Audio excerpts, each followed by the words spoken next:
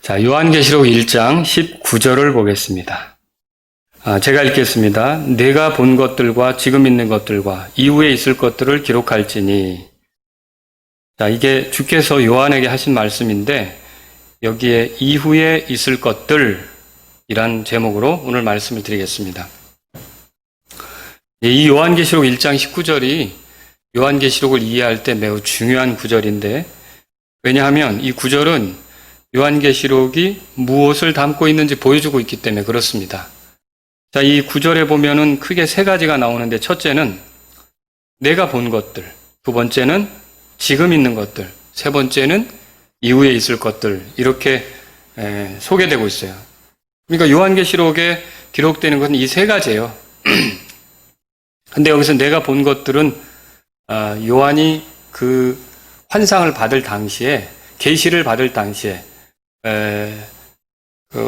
목격하게 된 거죠. 그가 목격하게 된 것은 다른 게 아니라 예수님의 모습이에요. 주님의 모습. 이건 계시록 1장에 기록되어 있어요. 그 다음에 두 번째로 지금 있는 것들은 요한이 이 계시를 받고 이것을 기록할 때 그 당시에 존재했었던 교회들의 모습을 말하고 있어요. 자, 제가 지금 지도 하나를 여러분에게 보여드리고 있는데, 여기에 보면은 아시아의 7교회가 이렇게 소개되고 있어요. 보이십니까? 맨 위에 버가모, 그 다음에 맨 오른쪽 아래 라오디게아, 이렇게 있죠. 자, 이 7개 교회가 여기 있어요. 그 다음에 사도 바울은 그 앞에 밤모섬 이렇게 써 있는 그 에게 바닷가 있잖아요. 그 밤모섬. 거기에 지금 있는 거예요. 거기에서 이 7개 교회에 대한 그 주님의 그 계시, 이런 것들을 받아 정리했던 거죠. 이게 어디 있느냐면 요한계시록 2장, 3장에서 기록되어 있어요. 그리고 이후에 있을 것들 그랬는데, 이것은 요한계시록 4장부터 그 뒤로 소개되고 있는 거예요.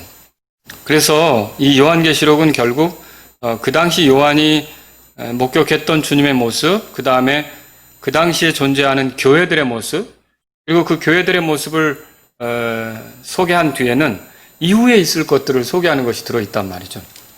그래서 제가 오늘 여러분하고 같이 살펴보려고 하는 것은 이후에 있을 것들입니다. 이거는 이제 그 휴거 사건을 시작으로 해서 그 이후에 땅에 있는 것들, 땅에서 일어날 것들, 그 다음에 하늘에서 일어날 것들, 이렇게 나눠주고 있어요. 자, 그럼 먼저 휴거부터 보죠. 휴거. 휴거는 언제 일어나느냐? 정확히 알 수는 없습니다. 그러나 교회 시대 끝에 있다는 걸 알 수 있어요. 우리가 요한계시록 4장 1절을 보면 이 일 뒤에 내가 바라보니 보라 하늘에 한 문이 열려 있더라. 내가 들은 첫째 음성 곧 나팔 소리와 같이 내게 이야기하던 음성이 이르되 이리로 올라오라. 이후에 반드시 일어날 것들을 내가 내게 보이리라 하더라 그랬어요. 여기 이 일 뒤에는 뭐냐면 2장 3장에서 교회에 대한 계시를 주신 뒤에, 교회에 대한 메시지를 주신 뒤에 이제 그가 보니까 하늘의 문이 열렸어요. 그리고 거기서 음성이 나오는데 이리로 올라오라 그래요. 근데 요한이 이 음성을 듣고 올라가는 거거든요. 이건 마치 교회 시대가 끝나고 교회 성도들이 올라가는 것에 대한 그림을 보여주고 있어요. 그리고 거기서 이후에 반드시 일어날 것들을 내가 내게 보이리라. 그래서 4장부터는 앞으로 있게 될 일들, 교회 시대 끝나고 있게 될 일들을 보여주는데, 이렇게 그 교회 시대 끝나고 있게 될 그 일들, 그리고 교회 시대 사이에는 이렇게 요한이 올라갔던 것처럼 휴거 사건에 대한 것을 발견할 수가 있는 거예요. 자, 제가 그림을 하나 여러분에게 소개하는데, 여기 보면 왼쪽에 구약 시대가 있고 십자가 사건이 있고 예수님이 승천하신 것이 있어요. 그리고 예수님 때로부터 지금까지 교회 시대가 되는 거예요. 그리고 이 교회 시대 끝 무렵에 휴거가 있어요. 자, 위로 화살표가 올라가는데 위에서 내려오는 건 이제 주께서 자신의 성도들을 데리고 오시는 거고, 또 아래에서 변화된 성도들, 부활한 성도들이 올라가는 건데요. 이게 언제 일어날지 모르니까 물음표로 표시해놨어요. 그리고 이 사건 이후로 땅에서는요 7년 환란이 진행됩니다. 그리고 하늘에서 또 오늘 우리가 살펴볼 것들이 진행되게 돼요. 그리고 이 7년 끝에 주님이 지상으로 다시 오십니다. 다시 오시면 1000년 동안 주께서 통치하는 세상이 이루어지고요. 천연왕국 끝에는 흰 왕자 심판석이 열리게 됩니다. 자, 우리가 지금 살펴보려고 하는 건 이 휴거 사건 이후에 땅과 하늘에서 있게 될 일들이란 말이죠. 자, 먼저 휴거는요, 그리스도인이 주님을 만나는 사건입니다. 데살로니가전서 4장 16절 17절에 주께서 호령과 천사장의 음성과 하나님의 나팔 소리와 함께 친히 하늘로부터 내려오시리니 그리스도 안에서 죽은 자들이 먼저 일어나고 그 뒤에 살아서 남아있는 우리가 그들과 함께 구름들 속으로 채 올라가 공중에서 주를 만나리라. 그리하여 우리가 항상 주와 함께 있으리라. 자, 여기 이 구절에서 채 올라가, 이것이 휴거에 해당하는 표현입니다.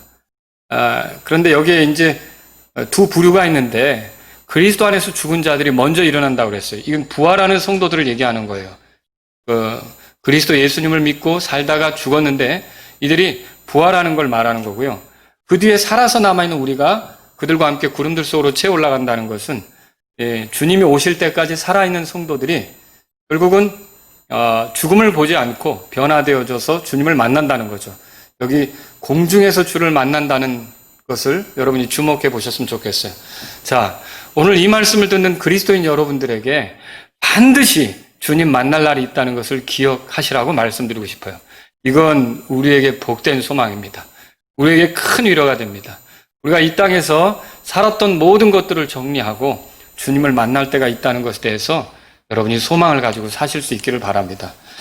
이것은 휴거요. 이것은 예수님께서 하신 말씀의 성취이기도 합니다. 요한복음 11장 25절에서 26절에 보면 예수님께서 마르다에게 이렇게 말씀하셨어요. 이때 이제 죽은 나사로를 앞에 두고 이제 하신 말씀인데 예수님께서 그녀에게 이르시되 나는 부활이요 생명이니 나를 믿는 자는 죽어도 살겠고 누구든지 살아서 나를 믿는 자는 결코 죽지 아니하리라. 이것을 내가 믿느냐 하시니 이렇게 말씀하셨는데 이 말씀의 성취가 이제 휴거 사건으로 이어지는 거예요. 어떻게 이것이 이루어지는가? 이 표를 보세요. 요한복음 11장에 나를 믿는 자는 죽어도 산다. 이 말이 데살로니가전서 4장에서는요. 그리스도 안에서 죽은 자들이 먼저 일어난다. 이걸로 성취되는 거예요. 그 다음에 살아서 나를 믿는 자는 결코 죽지 않는다. 이 말은요. 살아서 남아있는 우리가 이제 주님이 오실 때 죽음을 보지 않고 변화를 통해 주님을 만나게 된다. 그래서 공중에서 주님을 만나게 된다. 이걸 말하는 거죠. 그래서 이 휴거 사건은 주 예수님이 약속하신 것에 대한 성취입니다. 이 신실하신 예수님께서 자신의 성도들에게 약속한 대로 이렇게 다시 오실 것이고 죽은 성도를 살리실 것이며 또 그 주님이 오실 때까지 살아서 믿는 자들을 결코 죽지 않는 그런 변화로 이끄시는 것을 여러분이 기대하시면서 이 땅을 살아가실 수 있기를 바랍니다. 또 휴거에 참여하지 못한 자들은 그럼 어떻게 되느냐? 휴거에 참여한 자들은 다 하늘로 올라가는 거예요. 그러나 휴거에 참여하지 못한 자들은 땅에 남게 됩니다. 여기 제가 스카이라인이라고 하는 영화 한 모습을 이제 포스터 모습을 소개하고 있는데 여기서 보면 그 우주 큰 비행선이 이 지상에 가까이 와서 사람들을 빨아들이는 것을 표현하고 있어요. 근데 이렇게 사람들을 빨아들이는 것이 마치 휴거 사건처럼 보이잖아요.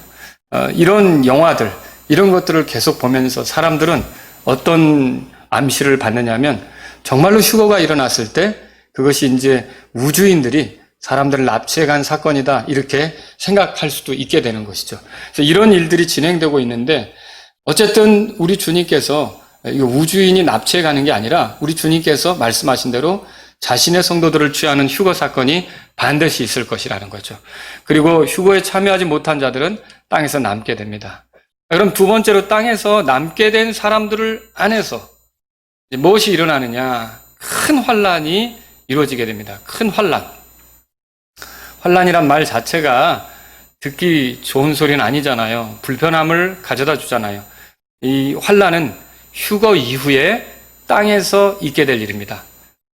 예레미야 30장 7절에 이것을 뭘로 표현했냐면 야곱의 고난의 때다 이렇게 표현했어요. 그래서 이것은 쉬운 시절, 편한 시절이 아니에요. 아주 고통스러운 시절, 어려운 시절이 휴거 이후에 있게 되는 거예요. 그래서 여러분들이 아직 구원받지 못했다면 이런 시절을 맞이하기 전에 예수님을 믿고 예수님 오실 때 주님 앞에 들림받는 것이 훨씬 더 복된 일이란 말이죠. 자, 이 큰 환란은 일반적인 환란과 다릅니다.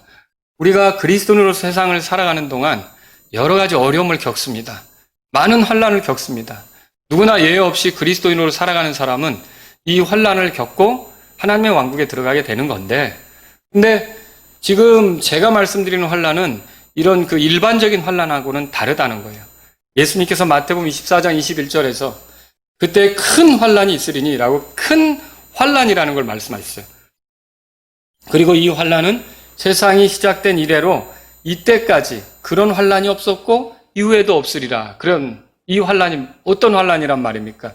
이 환난은요, 지금까지 경험해보지 못했던, 그리고 앞으로 더는 있지 않을 가장 끔찍한 환난이 마련되어 있다는 것이죠. 이게 이 지상에 있게 될 것입니다. 그러니까 이런 환난을 당하기 전에 이제 예수님을 믿고 구원받는 것이 얼마나 복된 일인지 여러분과 제가 알 필요가 있다는 것이죠. 이 환난에는 목적이 있습니다. 제가 크게 세 가지로 정리해 봤는데, 첫 번째는 연단의 목적이 있어요. 그 유대인들의 회개를 위해 이 환난이 마련됐다는 거예요. 그래서 아까 야곱의 고난의 때 그랬는데, 야곱이 이스라엘 사람들 아닙니까? 그 야곱은 이스라엘 조상이에요. 그러니까 야곱의 고난의 때라는 말은 이스라엘 민족을 혹독한 고난 속에 다루시는 때다, 이렇게 말할 수 있는 거죠. 그래서 유대인들은 지난 역사 속에서 하나님께서 보내신 메시아 나사렛 예수님을 거절했거든요. 이것이 얼마나 옳지 않은 결정이었는지, 얼마나 옳지 않은 태도였는지를 이 환난을 통해서 그들을 돌이키도록 그렇게 이제 하는 거죠. 또 두 번째는 심판입니다. 사악한 자들, 곧 사탄과 적그리스도, 거짓 대언자, 그리고 또 이들을 따르면서 이 세상을 하나님과 등지는 세상으로 만들려고 했던 모든 악한 자들에 대해서 하나님께서 심판하시는 게 바로 이 큰 환난 때예요. 그러니까 하나님이 진노를 쏟아부으시니까 얼마나 끔찍한 그런 시절이 되겠습니까? 이것을 결코 가볍게 생각해서는 안 된다는 거죠. 또 이것은요, 그리스도의 왕국의 도래를 위해 준비하는 시기이기도 해요. 마치 우리가 재건축을 해서 새로운 도시를 짓기 전에 이전에 있던 모든 것들을 쓸어버리는 것처럼 지금까지 사악한 그런 통치자에 의해서, 악한 영들에 의해서 형성된 제도, 문화, 체제, 또 모든 이 세상의 사악한 것들을 쓸어버리고 그리스도께서 통치하실 세상을 이제 이루기 위해 준비하는 그런 시기라고 보시면 되는 거죠. 이때 그리스도의 눈에 거슬리는 것들은 다 쓸어버리게 되는 거예요. 죄악된 것, 더러운 것, 가증한 것들은 다 쓸어버리게 되는 거죠. 얼마나 끔찍한 시절이 되겠습니까? 자, 이 큰 환난의 때에는 사악한 인격들이 활동합니다. 자, 이게 하나님이 진노를 쏟아부시는 것으로도 끔찍하고요. 또 이런 악한 인격들이 극심하게 활동해서 사람들도 괴롭히기 때문에 이렇게 이제 이 시절이 끔찍한 시절이라는 거죠. 여기에 성경의 용이라고 표현된 것은 사탄을 말하고요. 또 계시록에서 7머리와 10뿔 짐승은 적그리스도를 말합니다.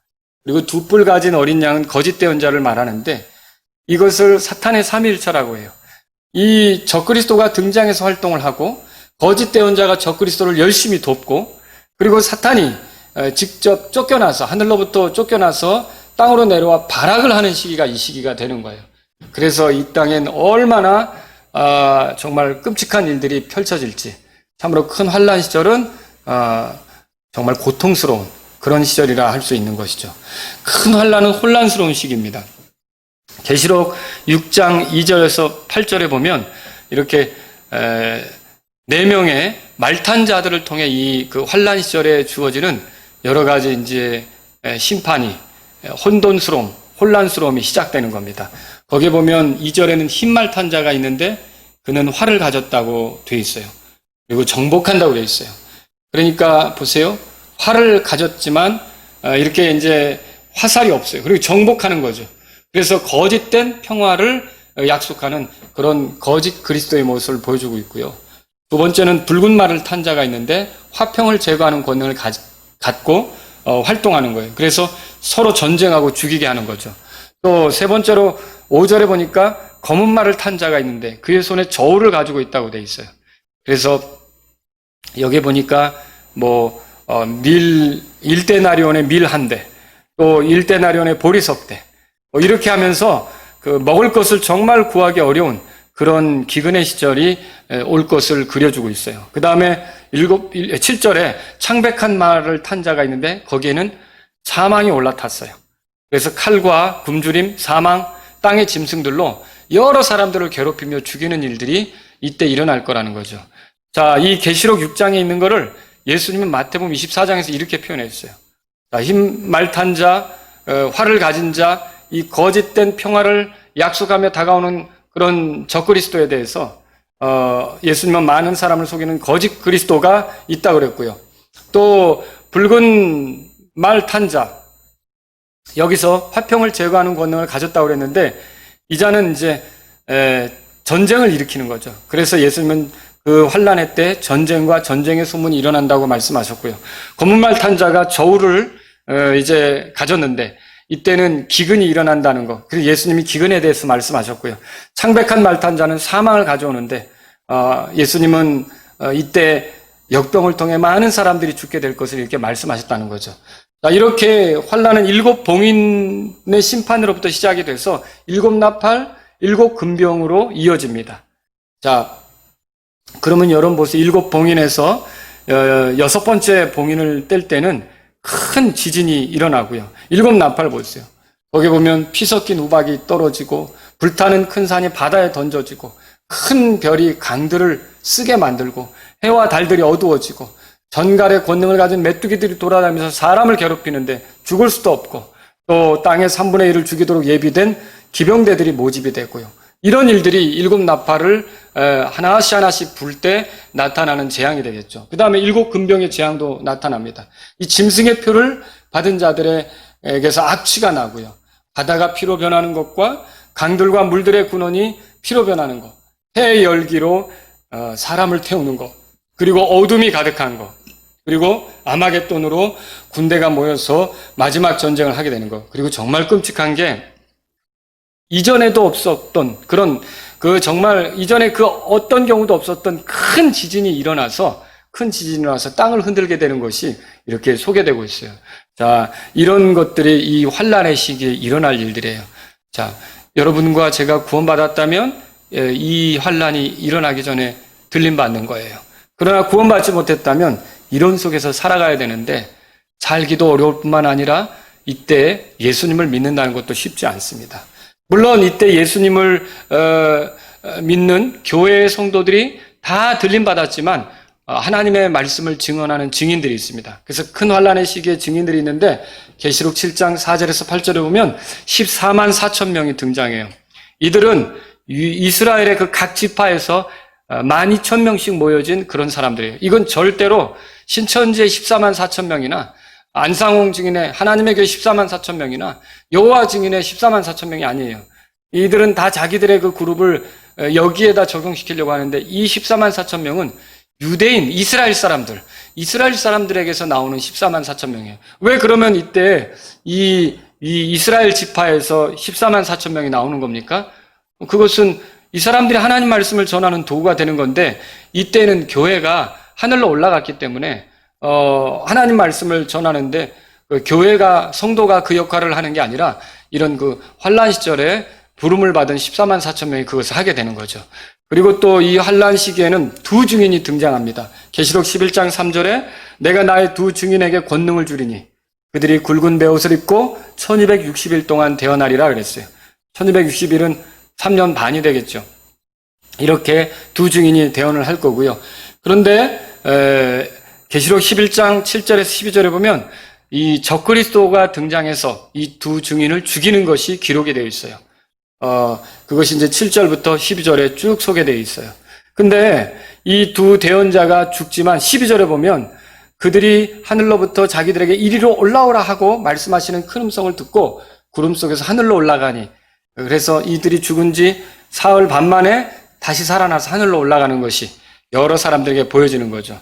자, 제가 그래서 어느 교과서에서, 이거 외국 교과서에서 이렇게 2 증인이 죽어 여러 사람들이 보게 되는 것을 이제 그려놓은 것을 여러분에게 제시했는데 이렇게 2 증인이 죽게 된 것은 그 환난 시절에 사는 사람들에게 굉장한 그런 사건이 될 것이고요. 그들이 이 사건으로 흥분하며 좋아하며 선물 교환도 하고 이렇게 될 거예요.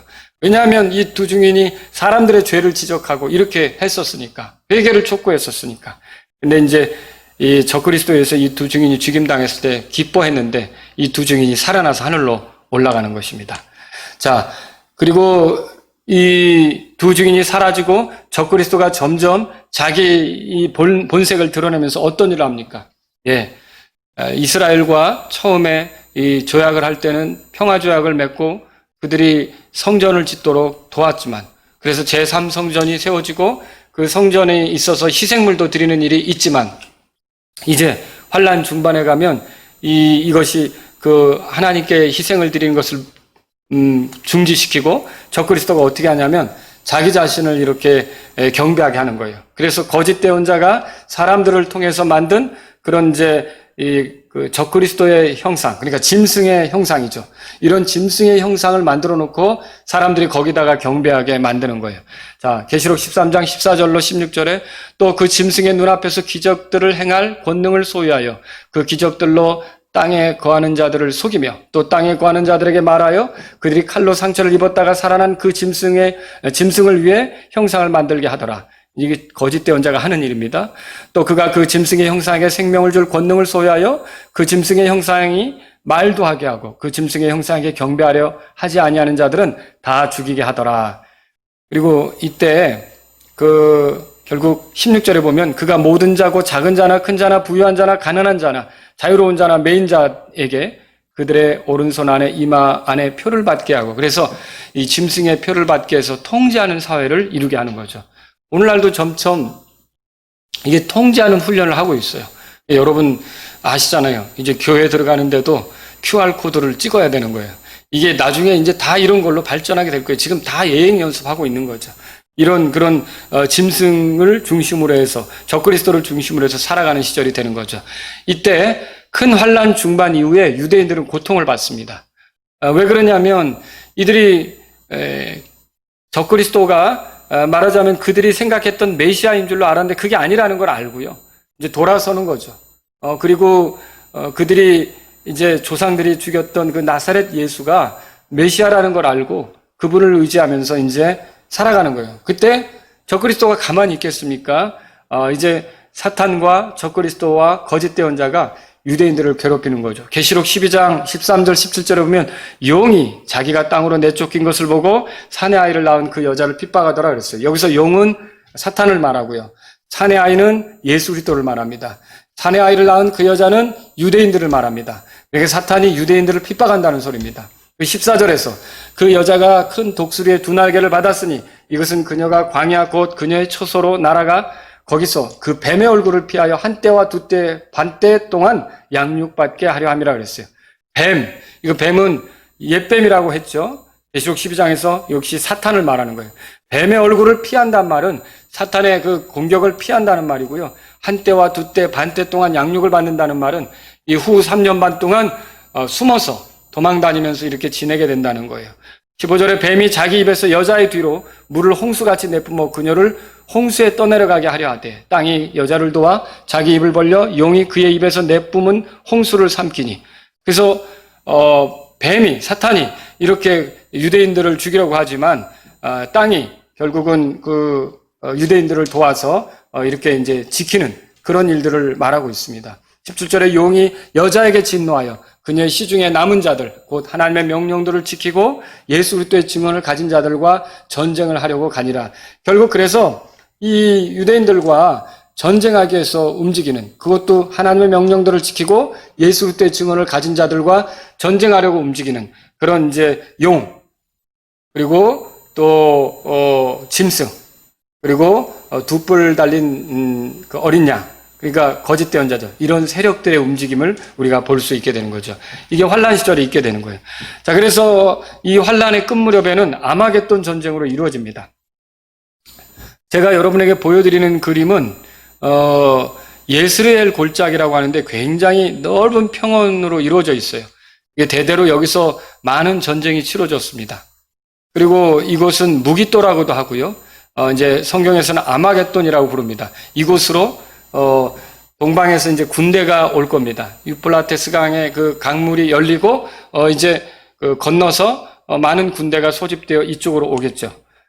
계시록 16절에 봅시다. 그가 히브리 말로 아마겟돈이라고 하는 곳으로 그들을 함께 모으더라 그랬어요. 그들이 누구냐? 왕들의 군대죠. 계시록 16장 14절에 그들은 마귀들의 영들로서 기적들을 행하며 땅과 온 세상의 왕들에게 나아가 하나님 곧 전능자의 저 큰 날에 있을 전쟁을 위하여 그들을 모으더라.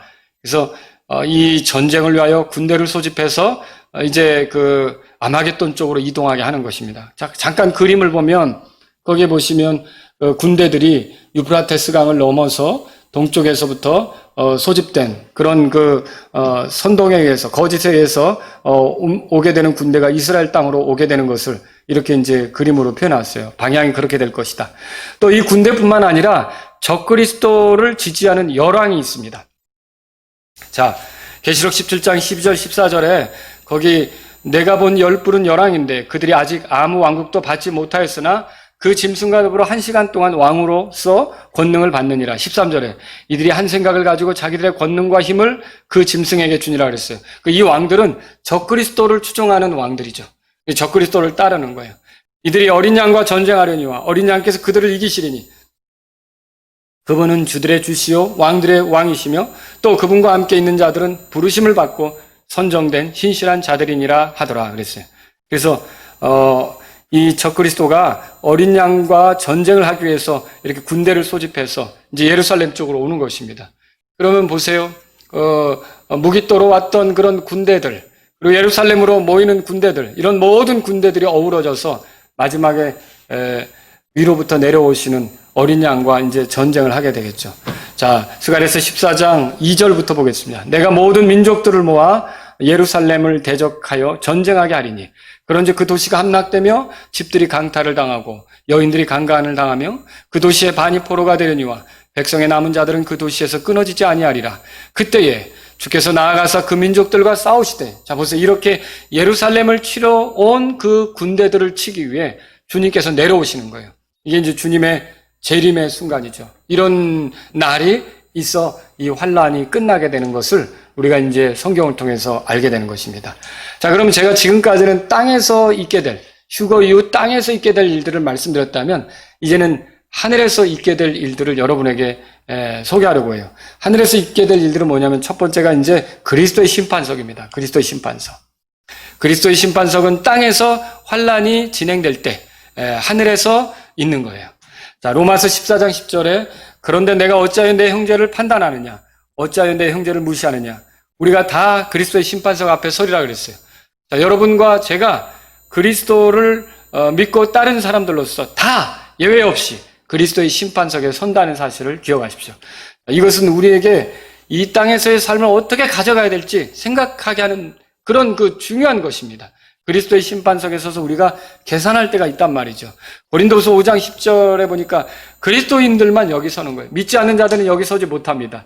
저와 여러분들은 땅에서 환난이 이루어질 때 우리는 하늘에서 그리스도를 만나고 거기서 그리스도의 심판석이 진행되는데 이 심판석은 이 사람을 지옥에 보내느냐 천국으로 보내느냐 그거 다루는 게 아니라 믿음으로 어떻게 살았는지에 따라서 상을 주느냐 그렇지 않느냐 이게 결정이 되는 거예요. 심판석이란 말 자체가 올림픽 경기에서 상 받으러 올라가는 사람들이 서는 그 시상대 있잖아요. 그것과 관계가 있거든요. 그래서 고린도후서 5장 10절에 우리가 반드시 다 그리스도의 심판석 앞에 나타나리니 이로써 각 사람이 좋은 것이든 나쁜 것이든 자기가 행한 것에 따라 자기 몸 안에 이루어진 것들을 받으리라. 자, 여러분과 제가 구원받았다면 그래서 이런 것을 생각할 필요가 있다는 것이죠. 이 땅이 전부가 아니라 이렇게 그리스도의 심판석 앞에 서서 우리가 이 땅에서 어떻게 살아왔는지에 대해서 결산보고하고 주님으로부터 상 받는 시절이 있다는 것을 그때가 있다는 것을 기억하시면 좋겠습니다. 자, 디모데후서 2장 12절을 봅니다. 그리스도의 심판석에서 보상을 얻은 대로 주와 함께 통치할 것이 약속되어 있습니다. 우리가 고난을 당하면 또한 그분과 함께 통치하리라. 우리가 그분을 부인하면 그분도 우리를 부인하시리라. 여기서 우리는 뭡니까? 여기서 우리는 이제 믿는 자들이죠. 믿는 자들인데 우리가 그분을 부인하면 그분도 우리를 부인하리라. 여기서 부인한다는 말이 이게 구원을 잃어버리고 뭐 이런 문제입니까? 그게 아니라는 거예요. 우리는 구원받았다면 구원을 잃어버릴 수가 없어요. 그럼 뭘 얘기하는 겁니까? 이게 그리스도의 심판석, 시상대에서 우리가 주님을 부인하는 삶을 살았다면 주님이 우리를 부인하신다는 거죠. 그러나 우리가 주님을 생각하고 고난당하면서 주님을 따랐다면 그 시상대에서 우리가 보상을 받고 상을 받고 그분과 함께 주님과 함께 통치하게 된다는 것을 말하고 있는 것입니다. 자, 이 그리스도의 심판석이 끝나면 또 있는 게 뭐냐면 어린 양의 혼인잔치가 하늘에서 있습니다. 자, 그리스도의 심판석에서 여러분이 이 땅에서 고난당하고 어렵게 살고 이렇게 했던 것에 대한 보상, 공의로운 갚으심을 받는다면 이제 어린 양의 혼인잔치에서는 교회로서 살았던 것에 대해서 영광스럽게 대우받는 그런 시절이 있게 된다는 거죠. 계시록 6장 16절에 보면 어린 양의 진노가 땅에서 펼쳐지는데 우리는 그 시절에 어린 양의 혼인잔치, 거기에 하늘에 참여해서 주님과 함께 기쁨으로 보내게 되는 것이죠. 자, 계시록 19장 7절에 보겠습니다. 우리가 즐거워하고 기뻐하며 그분께 존귀를 돌릴지니 어린 양의 혼인잔치가 이르렀고 그분의 아내가 자신을 예비하였도다 그랬습니다. 어린 양의 혼인잔치에서 신랑은 그리스도고 신부는 주님의 교회입니다. 교회 생활했던 우리 모두가 그분의 아내로서 가장 영광스러운 모습으로 주님 앞에 서게 될 것입니다. 점도 없고 흠도 없고 완전한 그런 모습으로 주님 앞에 서게 될 텐데 여러분 기대되지 않습니까? 완전히 주님과 영원히 흠없이 살아갈 그런 존재들로 서게 되는 것이 우리 앞에 예비되어 있다는 것이죠. 자, 여기 어린 양의 혼인잔치에는 부름을 받은 자들도 있어요. 계시록 19장 9절에 그가 내게 말하기를 기록하라. 어린 양의 혼인 만찬에 부름받은 자들은 복이 있도다 그랬어요. 여러분, 신부는, 그분의 아내는 부름받은 자가 아닙니다. 그날의 주인공이지. 그리스도와 함께 그날의 주인공이란 말이에요. 그날에 물론 어린 양이 주인공이시지만 우리가 그분과 하나가 됨으로써 거기서 돋보이는 주인공이 되는 것이죠. 근데 여기 어린 양의 혼인 만찬에 부름받은 자들은 누굽니까? 천사들, 영적 존재들, 그리고 구약의 성도들, 환난 시절에 순교한 혼들, 이런 모든 자들이 지켜보는 가운데 오늘날 교회 생활했던 성도들이 영광스럽게 대우받는 것을 여러분들이 생각하시면서 지금 이 교회로서 지내는 것을 가볍게 생각하지 말고 교회 세우는데 뛰어나기를 구하는 저와 여러분들이 될 수 있기를 바랍니다. 자, 저는 오늘 휴거 이후에 이 땅에서 있게 될 환난과 전쟁에 대해서, 아마겟돈 전쟁에 대해서 말했고 또 하늘에서 있게 될 그리스도의 심판석과 어린 양의 혼인잔치에 대해서 이렇게 여러분에게 간단하게 말씀을 드렸어요. 저는 이 말씀을 통해서 여러분들이 잠시 뒤면 주님을 만나게 된다는 사실을 생각하시면서 힘을 내시도록 부탁드립니다. 이 땅에서의 삶이 쉽지 않습니다. 고통스럽습니다. 어렵기도 합니다. 또 정말 낙담이 될 만한 그런 순간들도 있습니다. 그러나 우리가 주님을 만나게 된다는 사실로 인하여 우리가 힘을 내고 주님을 기다리는 삶으로 분발하며 나아갈 수 있기를 바랍니다. 이제 곧 주님이 오십니다. 세상이 되어가는 모습을 볼 때 이게 정말 마지막 끝에 서 있는 것 같아요. 언제 주님이 오실지 콕 집어서 말할 수는 없지만 분명히 가까이 온 것 같아요. 여러분들과 저는요, 이렇게 우리를 하늘로 취하셔서 그리스도의 심판석에 세우시고 어린 양의 혼인잔치를 배설해 주실 그 그리스도의 오심이 가까이 왔다는 사실을 알고 이제 고개를 드시기 바랍니다. 정신을 차리시기 바랍니다.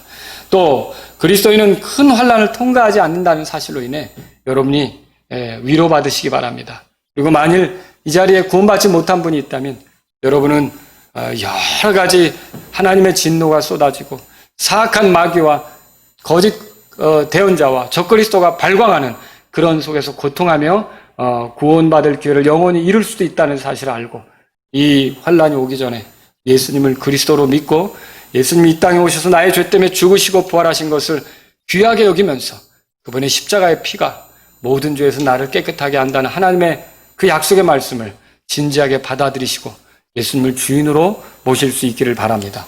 자, 데살로니가전서 5장 9절에 보면 하나님께서는 우리를 진도에 이르도록 정하지 아니하시고 우리를 주 예수 그리스도로 말미암아 구원을 얻도록 정하셨다고 그렇게 되어 있습니다. 그러므로 저와 여러분들 구원받은 자들이 이 진노에 이르지 않게 된다는 사실로 인해 하나님께 감사하시기 바랍니다. 또 데살로니가전서 1장 10절에 그분께서 죽은 자들로부터 살리신 그분의 아들께서 하늘로부터 오실 것을 기다리는지 보여주나니, 자, 이분은 그리스도는 다가올 진노로부터 우리를 건져내신 예수님이시니라 그렇게 말하고 있어요. 다가올 진노가 있죠. 항상 우리의 삶 속에 겪는 환난이 아니라 준비된 진노가 있단 말이에요.